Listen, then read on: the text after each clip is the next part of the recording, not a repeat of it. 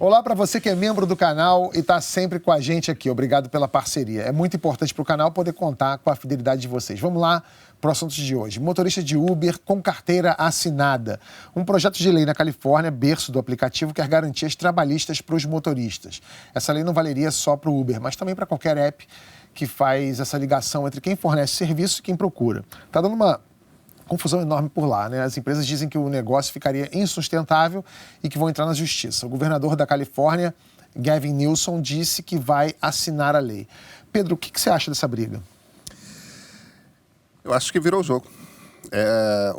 É interessante porque o Gavin Newsom, antes de ser governador, era prefeito de São Francisco. São Francisco é a capital informal do Vale do Silício, ou seja, é alguém absolutamente inserido dentro da máquina. Agora, você vai no Vale, o Vale do Silício é barra pesadíssima em termos de custo de vida, né? As universidades estão com problema, é o metro quadrado mais caro dos Estados Unidos, talvez do mundo. A quantidade de motorista de Uber que você, inclusive muitos brasileiros, que você começa a encontrar ali, que dormem dentro dos carros, que vivem em função... Aquilo está se tornando um problema social. O discurso inicial da gig economy, que é essa coisa dessa intermediação, alguém vai prestar um serviço, alguém quer pagar. O discurso inicial isso aqui é para fazer um dinheiro a mais. Só que conforme o processo de automação da economia vai aumentando justamente por causa de tecnologia, mais gente vai sendo demitida e isso que era para ser um dinheirinho a mais, vira o trabalho principal e para você se sustentar, você tem que trabalhar 12, 13, 14 horas por dia. Isso aconteceu no Brasil com a recessão. Sem fim de semana. Isso está acontecendo no mundo todo. Quando você olha para 2013 no Brasil, quando você olha para Jaqueta Amarela na França, quando você olha para Indignados na França, é tudo o mesmo fenômeno que é gente sendo deslocada do emprego e não tendo capacidade de trabalhar em novas funções. Então você começa a ver governos como o governo da Califórnia, a gente vai ter que mudar a regulamentação desse negócio. Não dá para fingir que isso aqui é um dinheiro extra, isso aqui é um trabalho. Se cabe ou não no modelo de negócio das empresas, isso vai ser um troço que vai ter que ser descoberto ainda. Mas o problema é grave.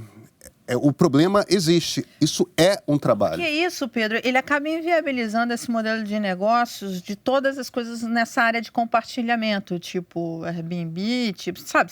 Se isso vira um modelo para ser seguido em outras coisas, pode acabar criando brechas para você inviabilizar. Mas o problema, Mara, que você começa a ver sendo discutido, inclusive dentro do Vale do Silício, é o seguinte: quando você começa a ter essas empresas que empregam muita gente e é tudo empresa de $1 trilhão de valor de mercado, é isso que está fazendo concentração de renda. Uhum. Porque não só essas empresas estão disparando em tamanho, estão acumulando uma quantidade abissal de dinheiro, tem todas elas em caixa o equivalente a PIB de 4, 5, 6 países africanos, né? E, ao mesmo tempo que isso acontece, elas começam a perturbar o modelo de negócios de quase todas as indústrias em paralelo, diminuem a capacidade de empregar ou a necessidade de empregar de quase todas as indústrias. Você tem um desemprego estrutural sendo criado. Provocado por ela? Provocado pela digitalização de todos os processos. Como é que você resolve? Algum tipo de solução tem que ter. Será que essa solução não poderia ser tributação dessas empresas?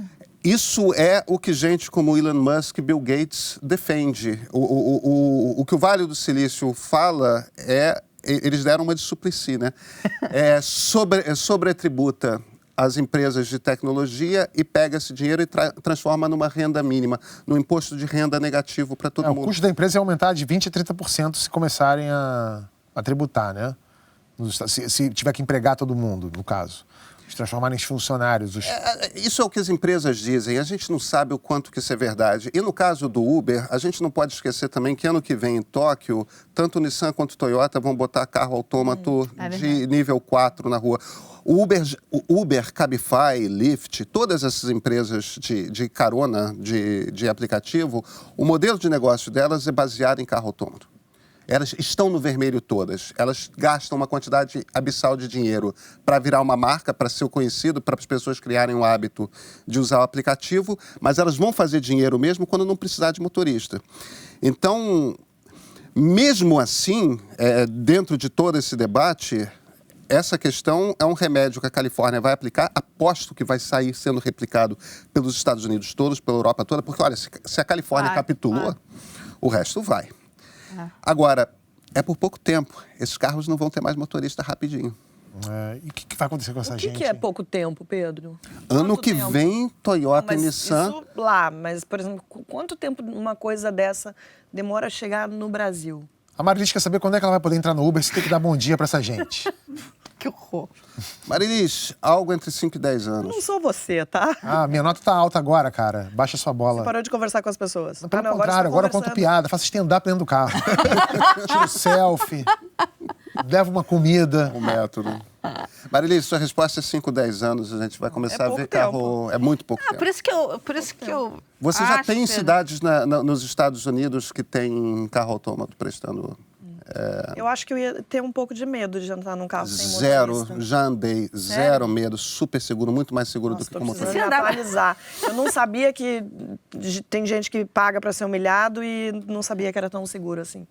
É muito mais seguro. Não, eu sei lá. Medo. É por isso que eu acho que, assim, essa tributação, porque os governos vão ter que pensar em como acomodar essas pessoas, né? Enfim, desenvolver outros, não sei como, Esse negócio todo ele explodiu exatamente... É uma mudança estrutural. Ele explodiu exatamente no campo da não regulação, são setores não regulados. E eles só cresceram, só se desenvolveram porque eram não regulados. Mas eu acho... que ele chega agora, a gente chega agora no momento exatamente que não existe uma perspectiva de... mas não existe um modelo de regulação colocado e maduro, né? É o que parece. Eu acho que a lógica tem que ser essa mesmo. Você não pode regular uma coisa que está nascendo porque você não sabe o que vai ser, você não sabe como vai funcionar. Agora, depois que a coisa começa a se estabelecer, os efeitos são você começa a compreender quais são os efeitos, aí você tem que pensar mesmo em talvez regulação. Nesse caso esteja na hora mesmo, né? Ao contrário daqui que queriam botar a carteira de motorista para patinete, que não tinha nem... Não, isso não faz nenhum sentido. Isso não faz nenhum sentido. Isso não faz nenhum sentido. A Uber foi lançada em 2010 em São Francisco, na Califórnia, e chegou ao Brasil 4 anos depois. Só aqui, segundo a empresa, são mais de 600 mil motoristas. Dezenas de casos já foram julgados no Brasil com decisões diferentes. Agora, o STJ decidiu que os motoristas executadores da atividade atuam como empreendedores individuais sem vínculo de emprego com a empresa prioritária da plataforma. Bruno, esse empreendimento, esse entendimento do STJ é um ponto final nessa questão trabalhista ou é só um ponto de vista de um juiz e essa coisa pode... A gente está tendo uma mudança grande de comportamento do judiciário, principalmente na justiça trabalhista, depois da reforma trabalhista. Então, ainda está se reacomodando, eu acho, o entendimento nos tribunais superiores. Uma coisa interessante de a gente observar, no Supremo especificamente, que é a instância depois do STJ, existe uma visão muito pró-trabalhador, de maneira geral, nessa formatação atual do Supremo. De ministros especificamente como Marco Aurélio Mello, Lewandowski, que são, em geral, pró-trabalhador. Principalmente, eles têm que lidar muito com questões em relação ao servidor público. Eles são, em geral, a favor da manutenção de direitos dos servidores públicos, mas de maneira mais abrangente, eu acho que dá para a gente entender como uma visão de justiça que é muito mais ligada, enfim, vinculada aos direitos dos trabalhadores do que aos direitos das empresas. Mas, de novo, a gente tem que ver como é que essas coisas vão se acomodar, essa discussão vai se acomodar ali em Brasília. Bruno, é bom você ter citado isso, porque não custa a gente fazer um alerta, que é o seguinte, a gente está falando da Califórnia, querer dizer que você é funcionário e que você passa a ter direitos trabalhistas na Califórnia é muito diferente do que você... É verdade, é verdade. Isso quer dizer o seguinte, se você ficar doente, não podem descontar aquele seu dia de salário.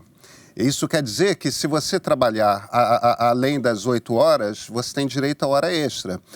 Mas isso não quer dizer que você custe o dobro do seu salário à empresa. Isso não quer dizer essas coisas. Direitos trabalhistas no Brasil são construídos de uma forma arcaica que tira a competitividade das empresas. E isso não quer dizer, como a esquerda costuma dizer, que ser contra direito trabalhista quer transformar empregador em escravo, tudo mais. É só você readequar o O que é direito trabalhista, né? Você garante a dignidade da pessoa, mas você não faz com que contratar uma pessoa seja um troço tão caro que seja melhor você ter o seu negócio de forma informal, que seja melhor você diminuir o seu negócio, etc. Né? Agora, olha que coisa engraçada. Nos Estados Unidos, aqui está dizendo que... Cadê? Onde é que estava aqui? Que uma parte relevante deles lá, eles ganham, dos motoristas de Uber, ganham menos que um salário mínimo nos Estados Unidos. E que alguns chegam até a pagar para trabalhar. 74%, né? 74% ganham menos que um salário mínimo. Os motoristas de... E 30% pagam para trabalhar. Agora, um estudo do Instituto Locomotiva diz que 5,5 milhões de brasileiros trabalham ou já trabalharam com aplicativos de transporte ou de entregas. Essa pesquisa foi realizada com entregadores, realizada pela FIA e pela FIP, revelaram que 87% dizem ganhar significativamente mais com os apps. Mais um estudo feito pela Associação Aliança Bike concluiu que um entregador que usa bicicleta em São Paulo ganha, em média, R$ 992 por mês, ou seja, menos que o salário mínimo. Mara, a solução para isso é só a economia melhorar? Se a economia melhora, essas pessoas que estão nesses ambientes, elas se recolocam? Você tem duas coisas. Sim, não é uma solução, mas sim, se a economia melhorar, você começa a abrir postos de trabalho e absorver. Mas existe uma mudança estrutural. A tecnologia está colocando mais gente que vai ter que fazer curso, vai ter que se preparar, vai ter que arrumar outros postos de trabalho para essas pessoas. Porque como o Pedro colocou, por exemplo, a questão do Uber. Contrata, né? Vira um emprego formal. Daqui a 5 anos não precisa mais do cara. Esse pessoal está na rua de novo e vai trabalhar onde? Ele não tem nem mais Uber para absorver, porque o Uber no Brasil, ele teve um papel social importantíssimo para absorver essas pessoas. Não fosse esse expediente, muita gente teria ficado sem o mínimo ali, porque a recessão que nós vivemos foi muito longa e muito dura. Mas existe, então, respondendo a sua pergunta, sim, a melhora da economia começa a absorver um pouco dessas pessoas, mas existe uma mudança estrutural. E fora isso, tem uma competição global no mercado de trabalho. O trabalhador brasileiro, ele compete com o trabalhador na Índia, com o trabalhador na Europa, com o trabalhador nos Estados Unidos. Então, só que o trabalhador brasileiro, ele não é competitivo, porque a produtividade dele é menor, porque os custos são maiores. Então, tudo isso tem que ser analisado. Não é uma solução simplista. Então, a solução é fetiche de pé. Tá dado um recado aí para você. Pessoal, muito obrigado pela presença de vocês aqui. Não esqueçam de se inscrever, contar para os amigos, espalhar para todo mundo, apertar o sininho e etc. Comente, compartilhe, curta. Ouça a gente no podcast. A gente está no podcast, a gente se fala isso na chamada, no programa a gente não fala. Então, ouça a gente no podcast também, no Spotify, Apple, qualquer um, a gente está lá. Ouça, veja, faça tudo com a gente aqui, tá bom? Beijo para todos e até semana que vem. Tchau, tchau.